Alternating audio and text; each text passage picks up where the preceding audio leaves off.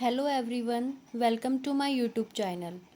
Today's topic is most important Gauss theorem और Gauss law in electrostatic.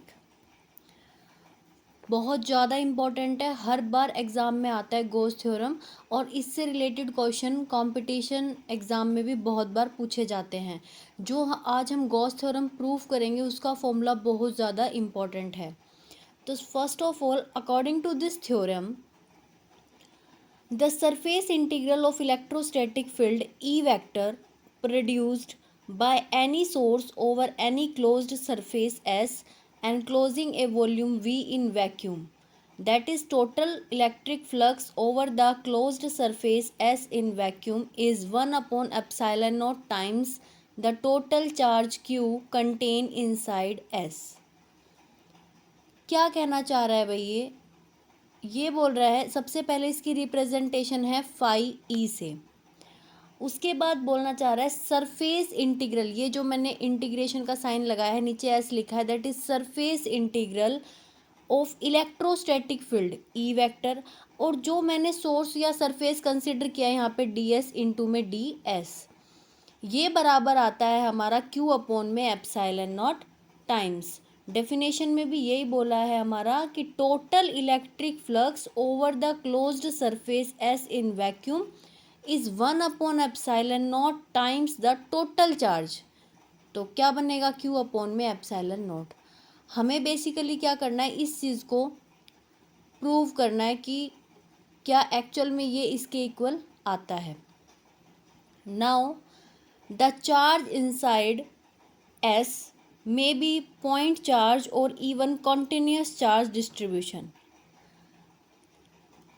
Now the surface chosen to calculate the surface integral is called Gaussian surface. ये जो मैंने माना है ds, that is Gaussian surface.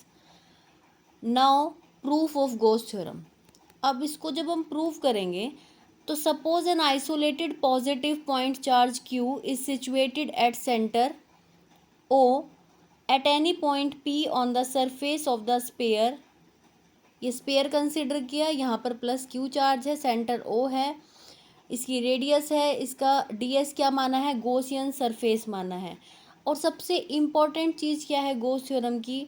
This is applicable for spherical symmetric surface only.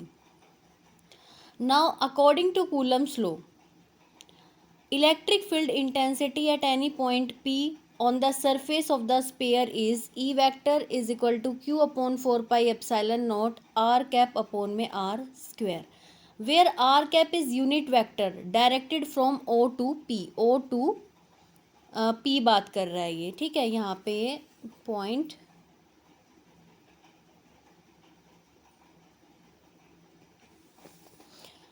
Now consider a small area element D S, ये हमने D S माना है, of the sphere around P.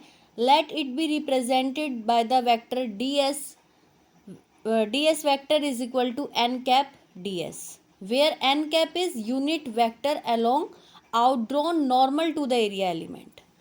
Now electric flux क्या है अपना भाई? D phi E है, E vector dot D S. E vector की वैल्यू हमें पता है, पुट करेंगे। डी एस वैक्टर अभी अभी बताया, N cap D S put करेंगे। वैल्यूज़ पुट करने के बाद जो ये यूनिट वेक्टर वाली टर्म्स इनको एक साथ लिखेंगे। आर कैप और एन कैप ये यूनिटी होते हैं 1। यहाँ पे जब हम आर कैप और एन कैप को 1 रखेंगे तो हमारे पास रिजल्ट आएगा क्यू अपॉन 4 पाई एप्सिलॉन और डी एस अपॉन में आर स्क्वायर। नाउ इंटीग्रेटेड, क्योंकि हम क्या निकालेंगे? Integrated over the closed surface area of the sphere, we get total normal electric flux. तो टोटल नॉर्मल इलेक्ट्रिक फ्लक्स निकालने के लिए हम इंटीग्रेट करेंगे, ये टर्म बाहर आ जाएगी, Q upon 4 pi epsilon naught R square. और सरफेस इंटीग्रल किसका है? डी एस का। और डी एस का क्या है? Total area of spherical surface. अब total area of spherical surface होता है 4 pi R square. 4 pi R square मैंने यहाँ पे पुट किया, कुछ टर्म्स कैंसिल हो गई और हमें मिल गया Q upon epsilon naught, which proves Gauss theorem. तो हमें फाइनली यही चाहिए था, phi E is equal to Q upon में एप्साइलन नोट। Thank you.